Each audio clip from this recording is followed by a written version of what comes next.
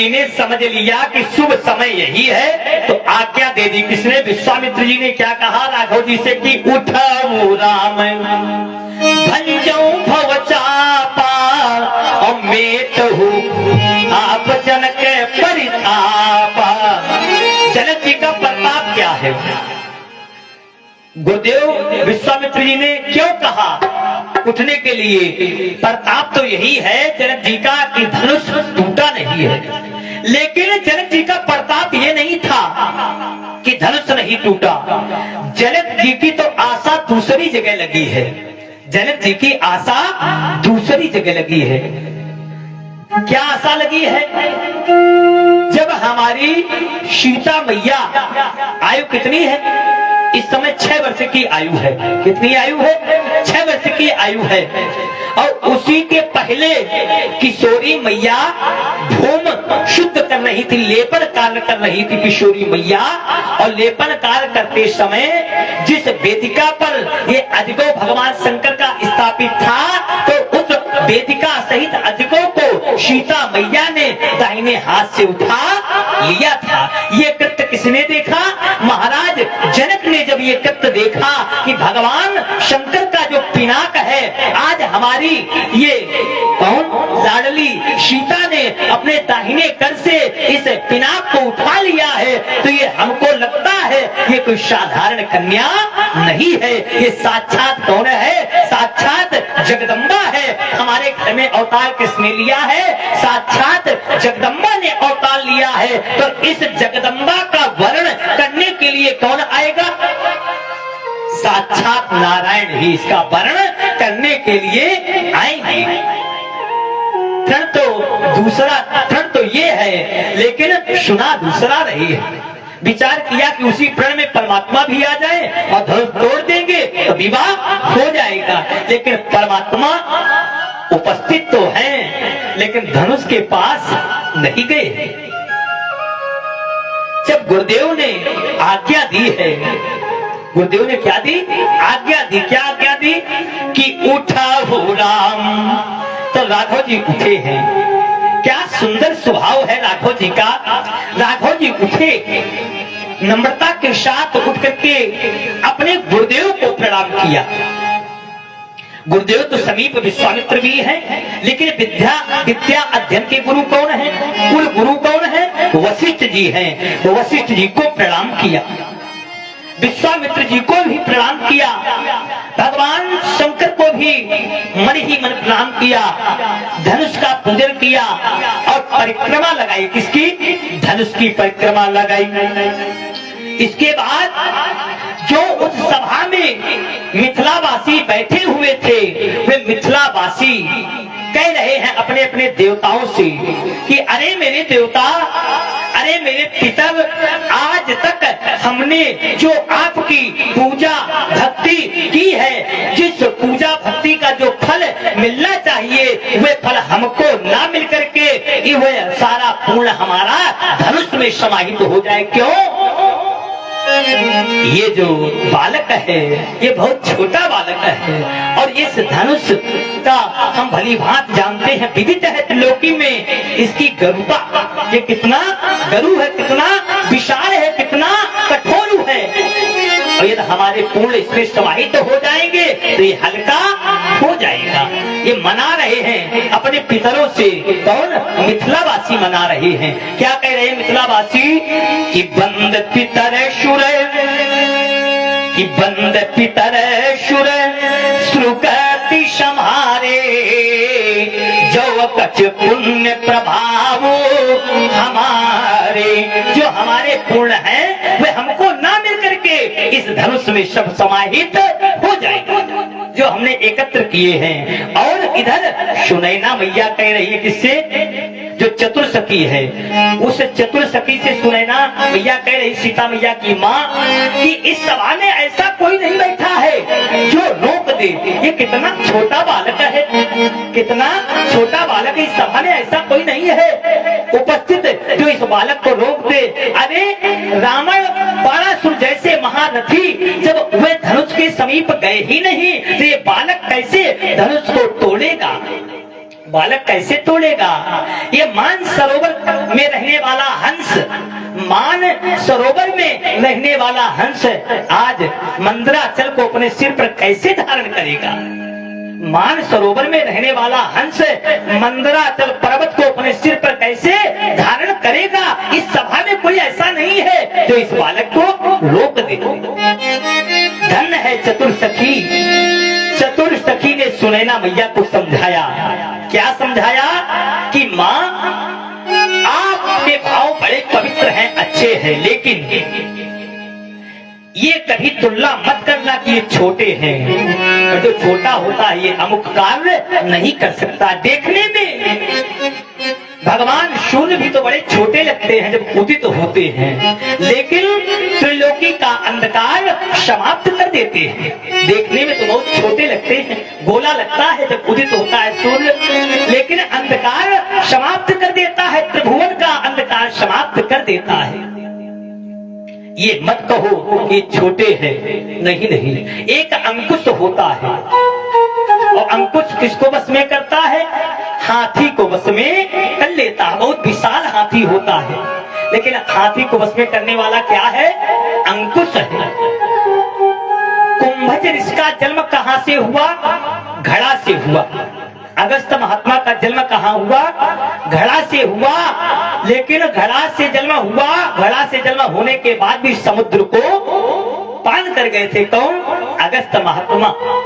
तो ये मत समझो कि छोटे हैं, बड़ा कार्य नहीं कर सकते हैं। क्या सुंदर उपदेश दिया। चतुर सखी ने कहा कि रब मंडल अरे देखते लघु लागा, और उदय ताशु त्रिभुवन तम भागा। क्या सुंदर भाव है। इधर सीता मैया गणेश भगवान से प्रार्थना कर रही हैं, कह रही हैं सीता मैया गणेश भगवान से कि हे गणपति भगवान, आप की पूजा हमने निरंतर की है, लेकिन उस पूजा का जो भी फल मिले वह फल हमको ना दे करके उसका सारा पूर्ण धनुष में आप समाहित करवा दे। क्यों करवा दोगे? तो धनुष हल्का हो जाएगा। हम ये जानती हैं आपका बदन बहुत विशाल है। आपका बदन कैसा? भगवान गणेश का स्वरूप कैसा है? बहुत विशाल है। लेकिन जब भगवान आप मूषक पर सवार होते हो तब आप हल्के हो जाते हो, और मूषक आपको लेकर के चल देता है। ऐसे ही धनुष बहुत विशाल है, जैसे आप विशाल हैं और जब आप मूषक पर बैठते हो हल्के हो जाते हो, तो ऐसे ही धनुष तो विशाल है, लेकिन जो हमारे पूर्ण है वे इसी में आप समाहित कर दो तो ये भी हल्का हो जाएगा। क्या सुंदर भाव है।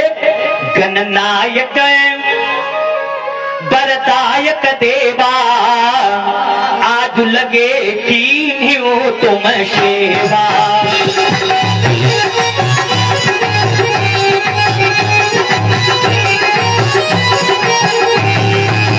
पार पार बिनती सुन मोरी,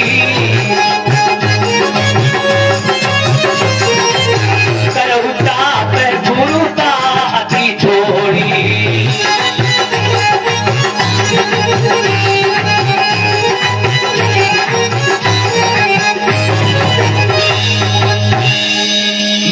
मिथिलावासी ये कामना कर रहे कि धनुष हल्का हो जाए।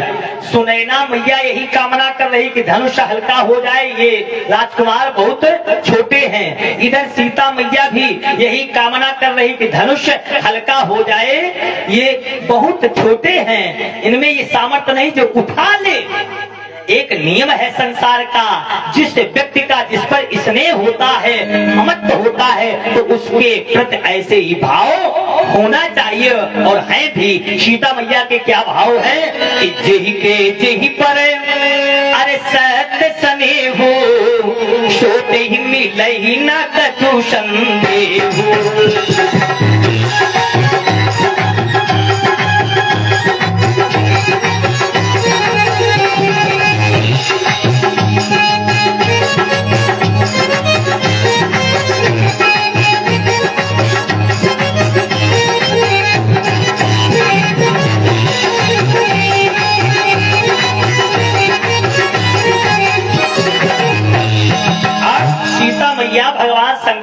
कहने लगी कि बाबा, हमने अभी तक भगवान गणेश जी की पूजा की है, पार्वती जी की पूजा की है, लेकिन आपसे हम प्रार्थना कर रही हैं, उस प्रार्थना को आप क्या करें, स्वीकार करें। सीता मैया ने क्या कहा भगवान शंकर से सीता मैया ने कहा कि हे महादेव का महाधनुष यह निस्तार करेगा कितने दिल, अरे भारीपन शब पर अरे डाल डाल। सीता मैया भगवान शंकर से प्रार्थना कर रही है, जो आपके पिनाक का भार है, हम प्रार्थना यही कर रही हैं, इसका भार जितने अज्ञानी राजा बैठे हैं उनके सिर पर आप थोड़ा थोड़ा रख दो। जब इसका भार अज्ञानी राजाओं के सिर पर रख दोगे भगवान, तो ये धनुष कैसा हो जाएगा, कमल के समान हल्का हो जाएगा। क्या प्रार्थना कर रही है सीता मैया कि हे महादेव का महाधनुष अरे निस्तार करेगा कितने दिल, अरे भारीपन शब पर अरे डाल डाल, अरे हल्कापन इतना अब कर दे।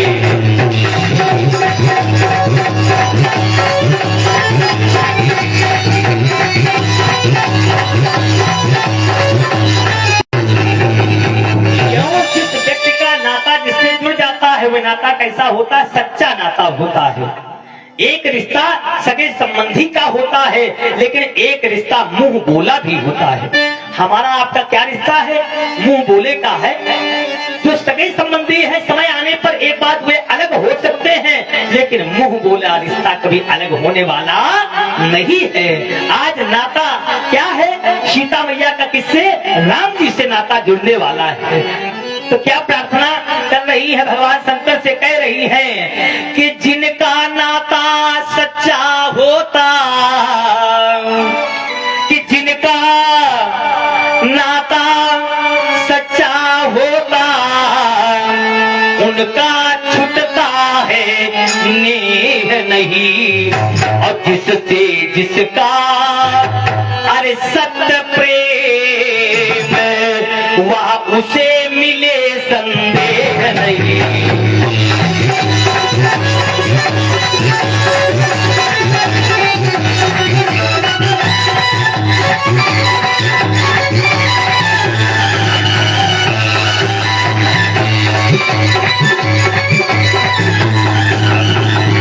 क्या सुंदर प्रार्थना की है किसने, सीता मैया ने की है भगवान शंकर से।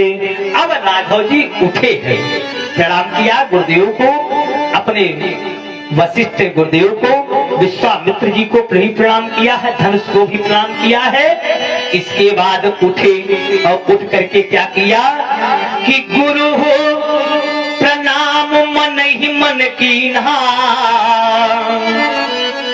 पहले प्रणाम किया है गुरुदेव को हृदय से कि गुरु हो प्रणाम मन ही मन कीन्हा, अति लाघव उठाई धनुलीना।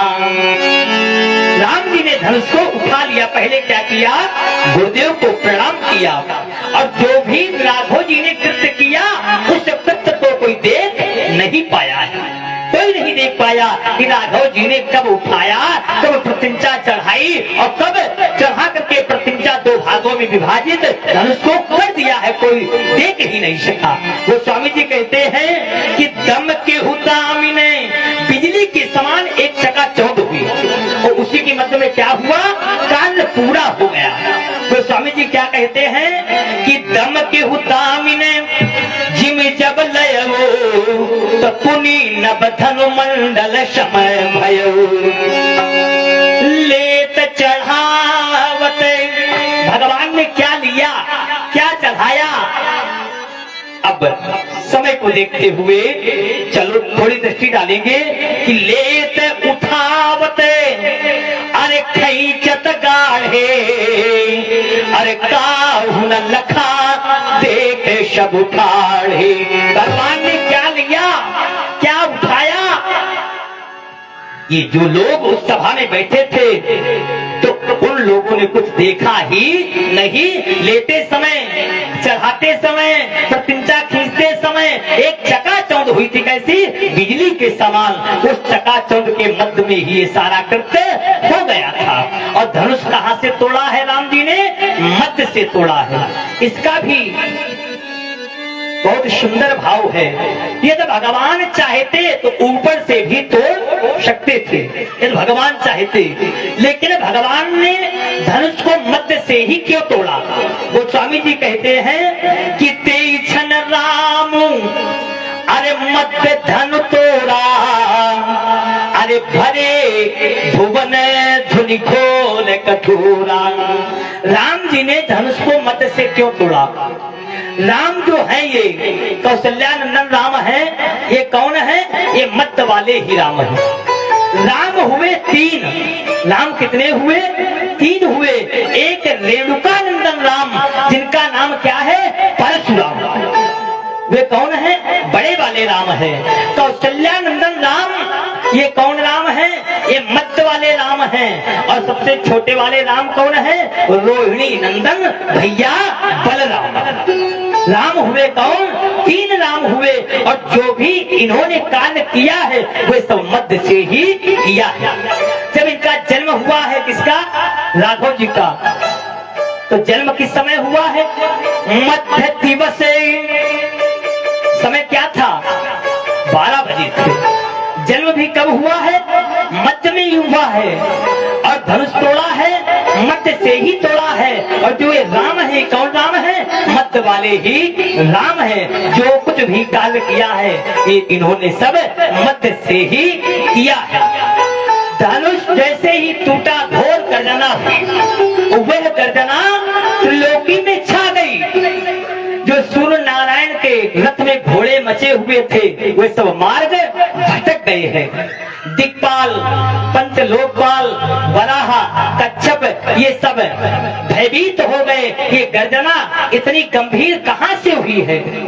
भगवान परशुराम कहाँ समाधि लगाए हैं? महेंद्राचल पर्वत पर। तो उनके जैसे ही श्रवणों में पहुंची है ये घोर गर्जना, वैसे ही कहाँ आ गए? मिथिला में उपस्थित हो गए। इतनी गर्जना हुई है धनुष टूटने की।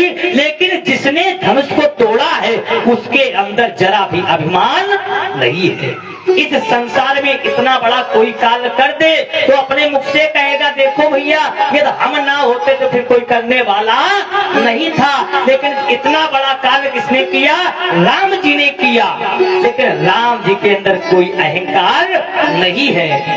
धनुष को तोड़ दिया और तोड़ने के बाद क्या किया?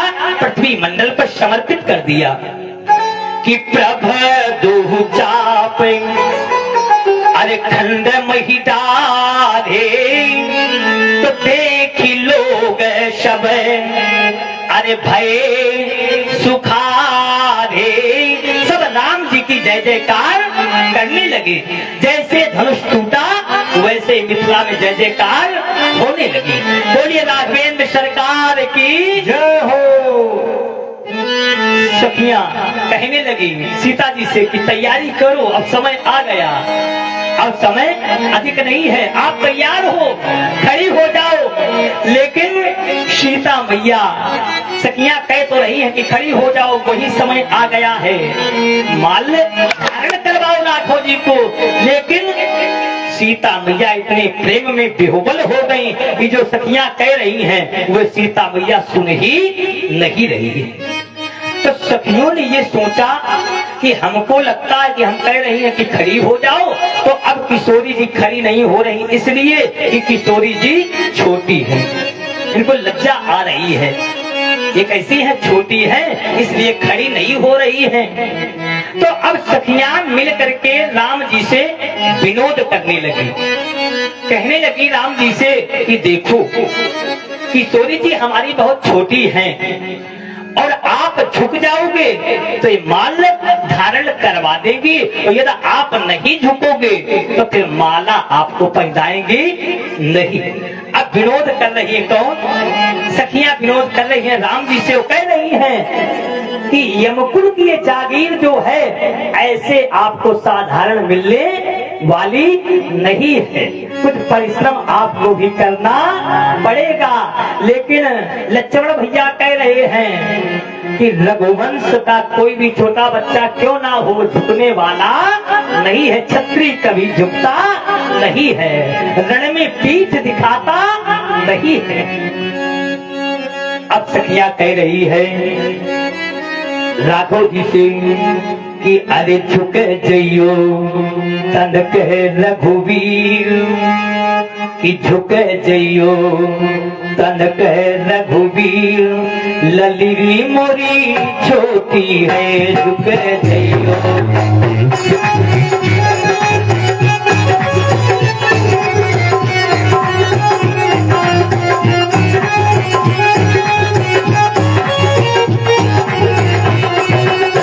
तुम ऊंचो कहीं पहुंचत नाही,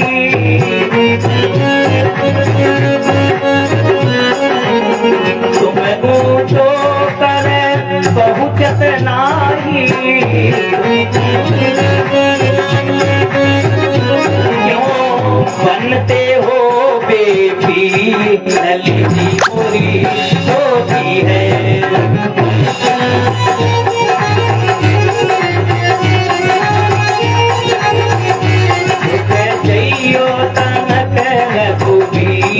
ललिती मोरी छोटी है।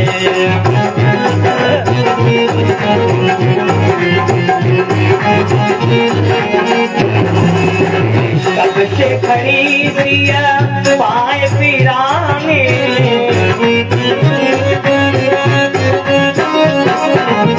कब से खड़ी सिया पाए पिराने,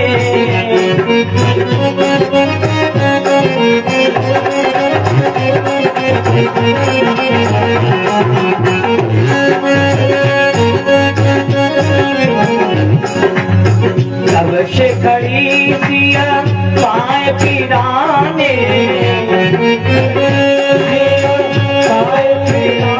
अब दया करो रघुवीर मोरी छोटी है। अब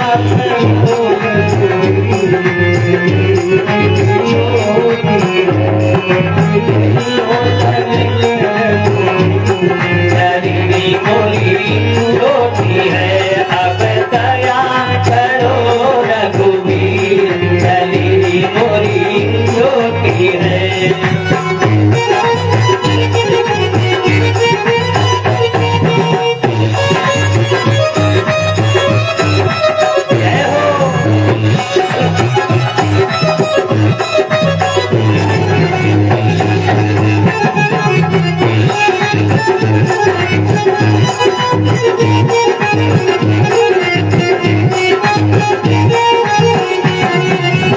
तुम रघुवंशी अपनी अदा पर, तुम रघुवंशी अपनी अदा पर, मन न धरत मूर्ति किशोरी मेरी छोटी है। धरत मेरी किशोरी छोटी है। कह जइयो तन कह रघुवीर किशोरी मेरी छोटी है।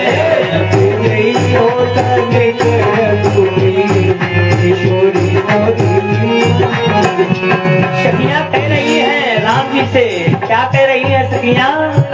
बिन माला दुल्हन नहीं पई हो, बिन माला दुल्हन नहीं पई हो, बिन माला दुल्हन नहीं पई हो, बिन माला दुल्हन नहीं पई हो, निम कुल की जागीर किशोरी मेरी छोटी है।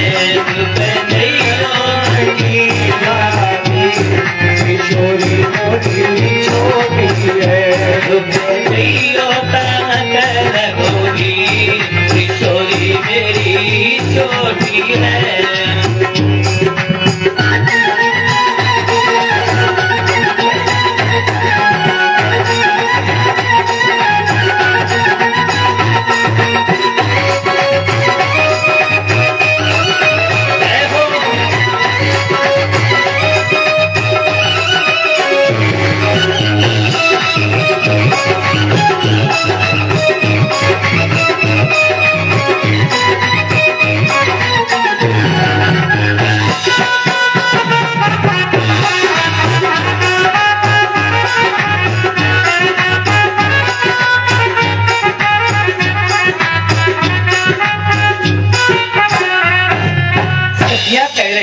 राघव जी से कि आप थोड़े झुक जाओ।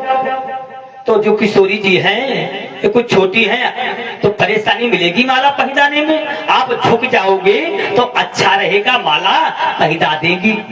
लेकिन लक्ष्मण भैया कह रहे हैं बार बार कि झुकने वाले हमारे भैया नहीं है, माला पहनाएं अथवा ना पहनाएं, कोई माला और झाला की हमको आवश्यकता भी नहीं है। हम कोई आवश्यकता नहीं कि माला ही हमारे भैया पहन करके जाएंगे। तो जो अन्य सखियां हैं वे सखियां विचार करने लगी, चतुर सखी अन्य सखियों से कहने लगी कि ऐसे ये झुकने वाले नहीं है सखी। तो अन्य सखियां कहने लगी फिर ये कैसे झुकेंगे? बोले जो ये श्यामले वाले हैं ये शर्मीले बहुत हैं। ये जो श्यामले वाले हैं ये कैसे हैं? शर्मीले बहुत हैं। एक काम करो, हम आप सभी लोग इनके आसपास खड़े हो जाओ, और जब खड़े हो जाओगे तो इस शर्मीले हैं सिर नीचे कर लेंगे। जो व्यक्ति अधिक शर्माता है वो सिर नीचे कर लेता है, तो अधिक लोग आ जाते हैं। अब सखियां कह रही है कि आसपास खड़े हो जाओ, तो ये शर्मीले हैं सिर नीचे कर लेंगे। जैसे सिर नीचे करें वैसे ही हमारी किशोरी जी माला इनको पहना देगी। और एक ससुराल का नियम है। क्या नियम है?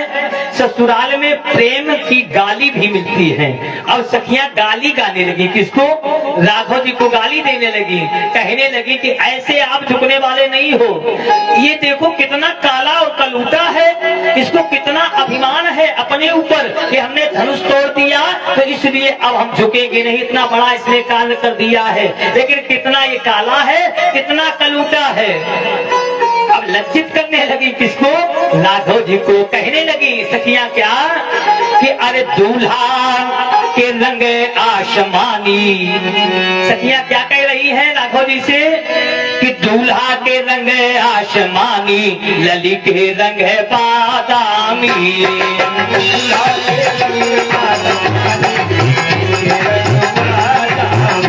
अरे दूल्हा के रंग आसमानी, लली के रंग बादामी।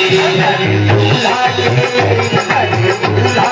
रंग आसमानी, लली के रंग बादामी। अरे दूल्हा के रंग आसमानी, लली के रंग बादामी।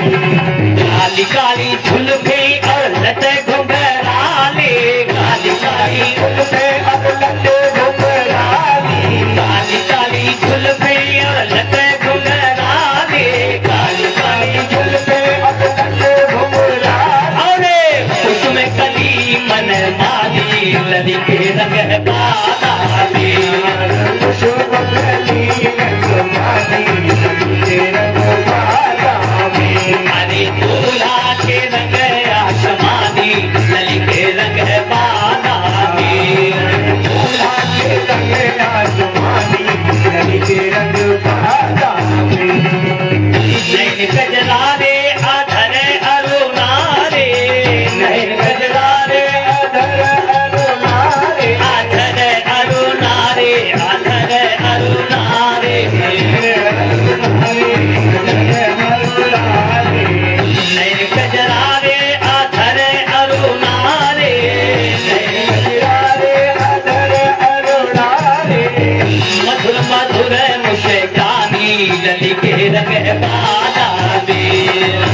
मधुर मधुर मुस्कानी, लली के रंग बादामी। अरे दूल्हा के रंग आसमानी, लली के रंग बादामी। दूल्हा के रंग आसमानी, लली के रंग बादामी। प्रेम प्रमोद को बादल बरसत, प्रेम प्रमोद को बादल बरसत, प्रेम प्रमोद को बादल बरसत, प्रेम प्रमोद को बादल बरसत।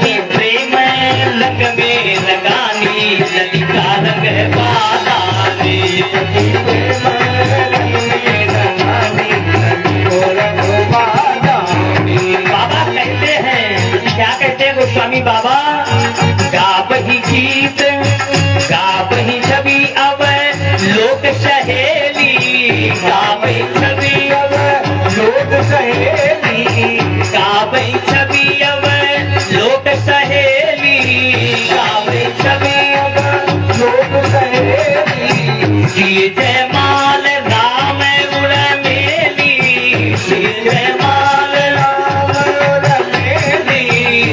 जय